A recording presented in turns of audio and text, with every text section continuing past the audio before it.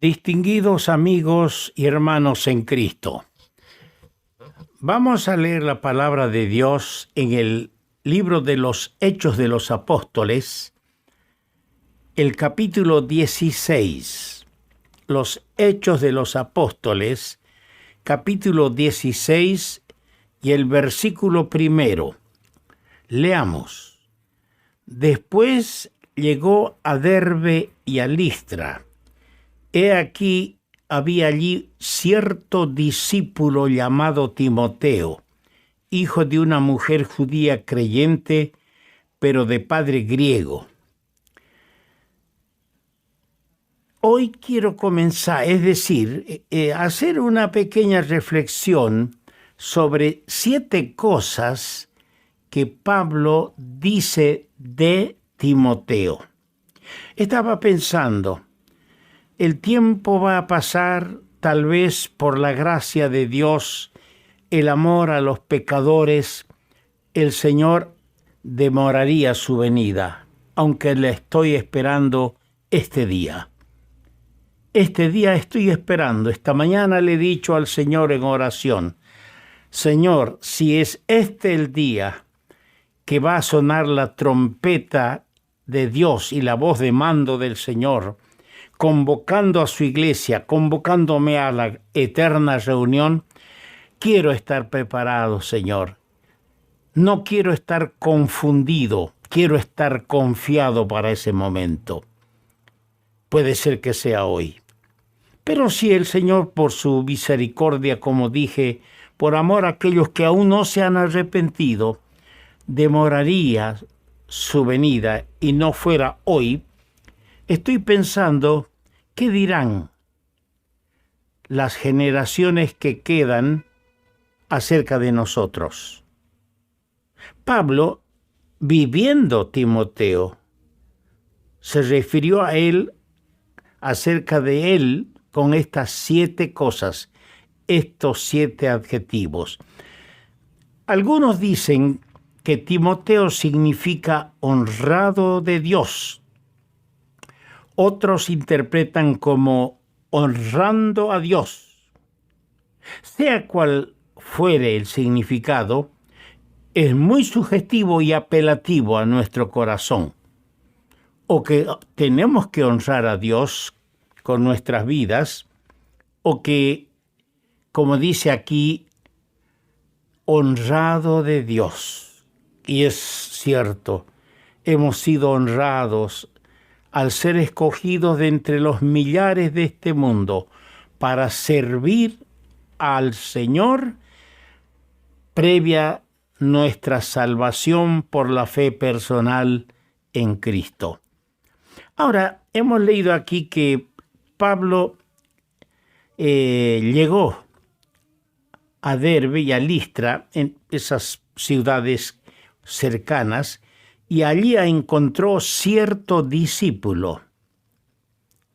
La primera cosa que vamos a comentar es esto. Pablo dice que Timoteo era un discípulo. Ahora, discípulo es un aprendiz. Discípulo es un aprendiz, uno que aprende y también simultáneamente sigue a su maestro. La vida del discípulo, según Lucas 14:33, es una vida de continuo renunciamiento.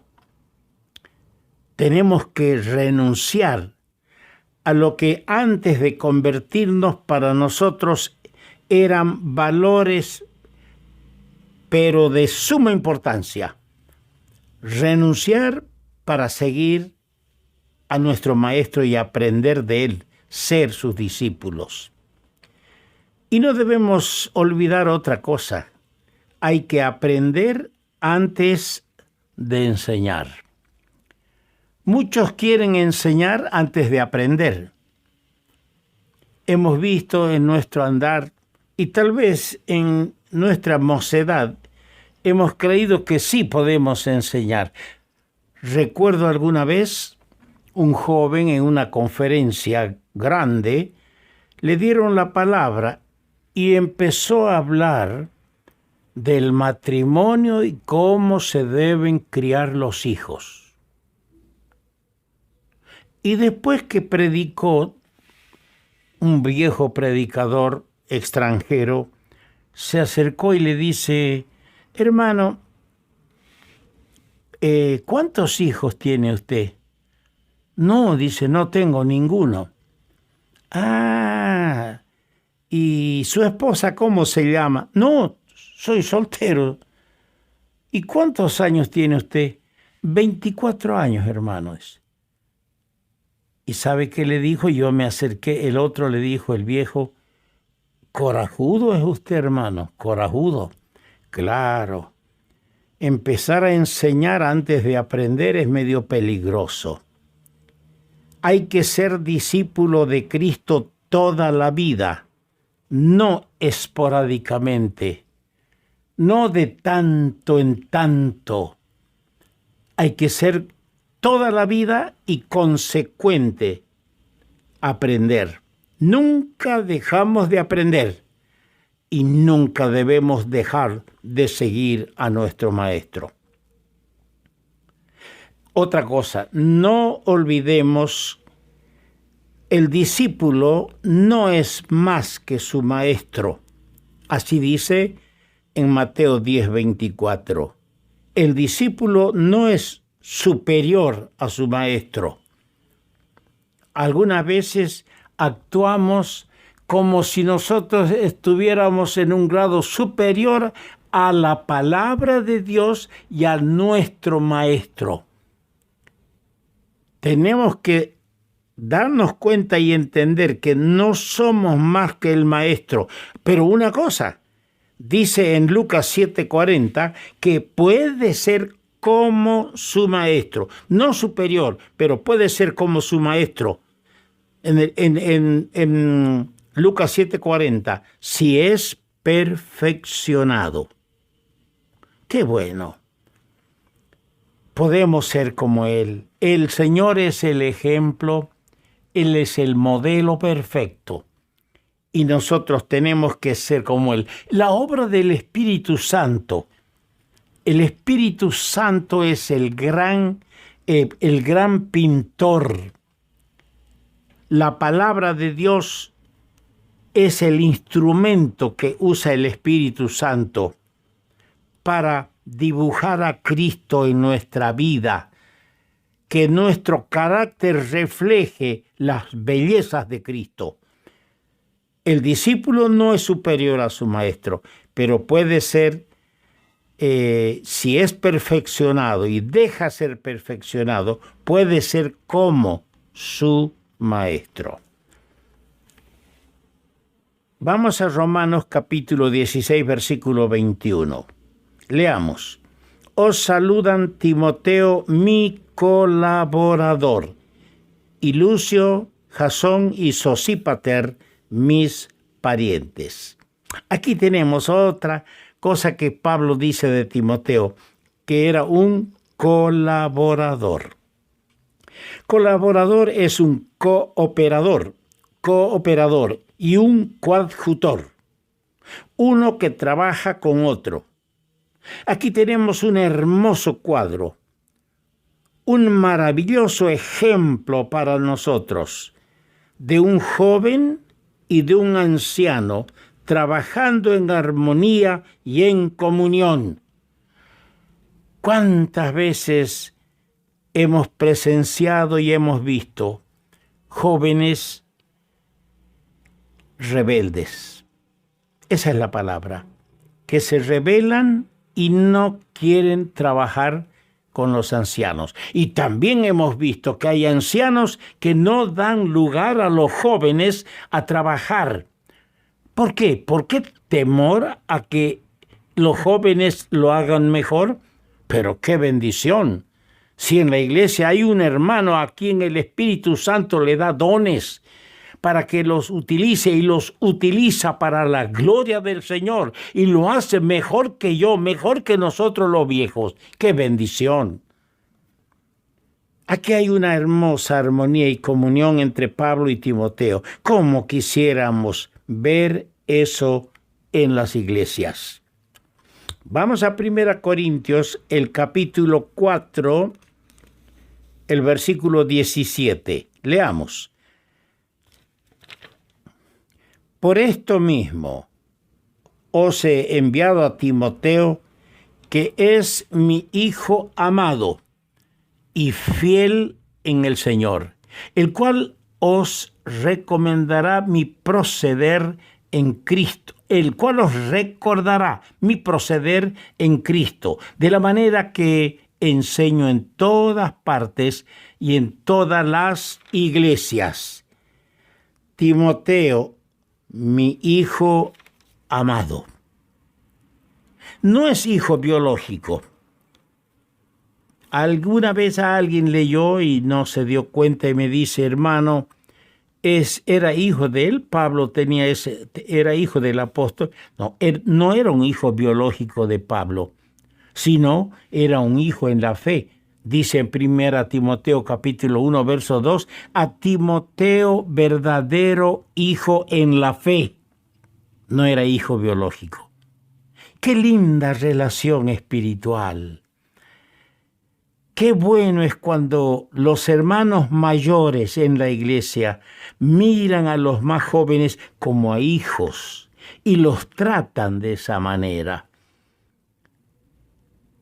Qué triste es cuando se levantan hermanos, más de una vez dudamos que el Espíritu Santo los haya levantado como guías espirituales. ¿Por qué? Porque empiezan a matonear a los más jóvenes. Hay un espíritu, un carácter, una actitud de matonaje. Lo bueno es que los más viejos deberían mirar a los jóvenes como a hijos, educarlos, conducirlos, guiarlos por los caminos del Señor.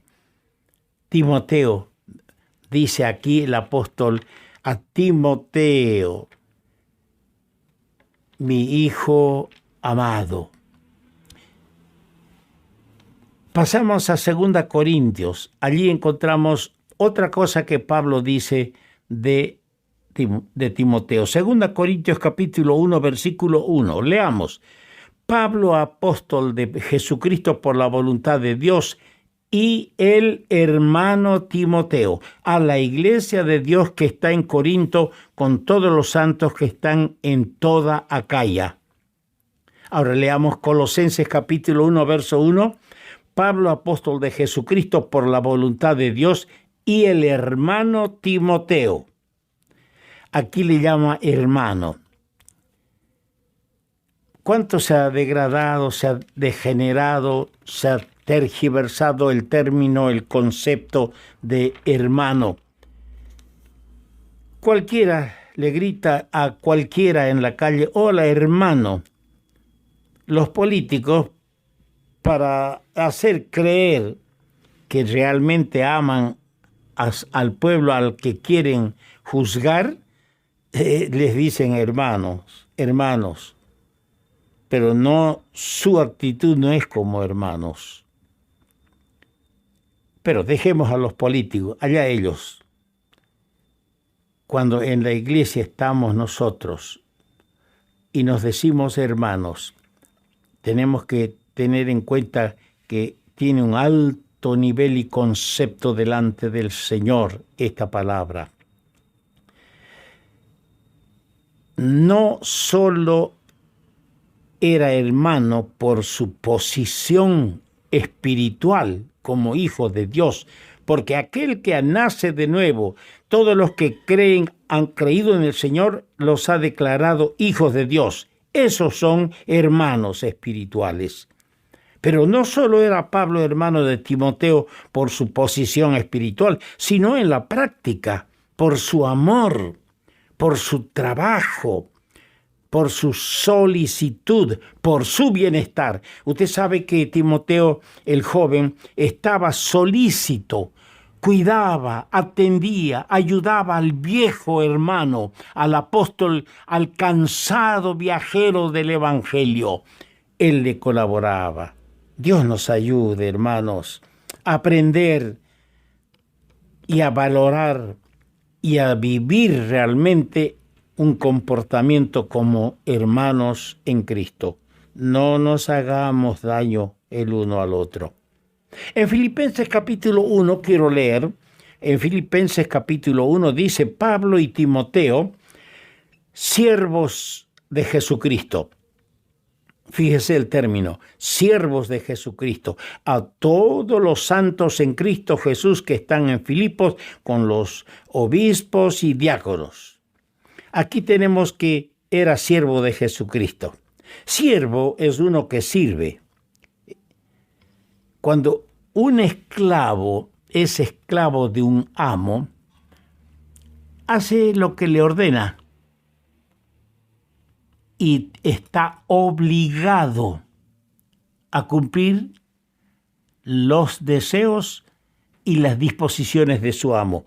Pero interesante, nosotros también somos siervos de Dios, pero es un servicio espontáneo. No es un trabajo coactivo, que Dios tiene medidas coercitivas para obligarnos a servirle. No. Timoteo era siervo de Jesucristo por un trabajo, un servicio espontáneo, pero más, era un servicio placentero. Daba gusto. ¿Sabe que nosotros cantamos en nuestras reuniones un himno? Gozo da servir a Cristo en la vida diaria aquí. Gozo y grande alegría siempre Él me da a mí. Es tu servicio placentero, hermano, hermana. Lo que haces para el Señor, lo haces con gozo, te da gozo el hacerlo. Este servicio que Pablo aquí a este siervo menciona es un trabajo impulsado por amor a Cristo. Ojalá que todo lo que yo y tú haces lo hagamos por amor a Cristo. El énfasis es sobre el Señor aquí, siervos de Jesucristo. El énfasis recae sobre el Señor, es decir, el siervo en relación a su amo, en relación a su Señor.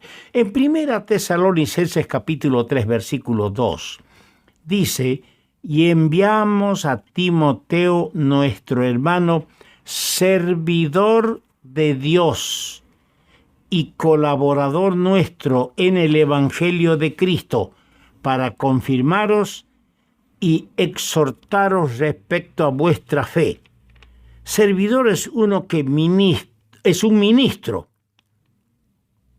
es uno que sirve, que trabaja, que hace algo. Y aquí el énfasis es sobre el trabajo que hace. El siervo en el punto 5 está en relación a su amo, a su Señor. Y aquí cuando dice servidor de Dios, está en relación al trabajo que hace. Dice que él fue enviado a los hermanos en Tesalónica para que les confirme, les exhorte respecto a la fe de ellos, les ayude. Era un servidor, un ministro de la palabra, uno que sirve, que podía aconsejar. Qué bueno es cuando estos hombres están presentes en la iglesia.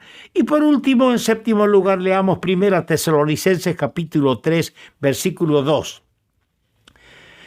Dice, lo hemos leído similar a eso en el punto número 2. Dice, os saludan Timoteo, mi colaborador, y Lucio y Jasón. Simplemente dice acá Timoteo, mi colaborador. Pero aquí en 1 Tesalonicenses 3:2 dice colaborador en el Evangelio. El trabajo está relacionado con la difusión del Evangelio. ¿Cuánta falta hacen colaboradores para sembrar la buena semilla? Cuando un hermano sale para ir a visitar, llevando la palabra por las escuelas, por el campo, por las casas, repartiendo folletos, está evangelizando. Pocos quieren hacer ese trabajo. Cuando se busca compañeros, nadie levanta la mano para decir, yo te acompaño. Aquí tenemos a este Timoteo, colaborador en el Evangelio, un joven que estaba dispuesto y presto para difundir el Evangelio de Jesucristo. Quiera el Señor levantar esta clase de hombres como Timoteo en las iglesias. Que la gloria sea para el Señor y la bendición para nosotros.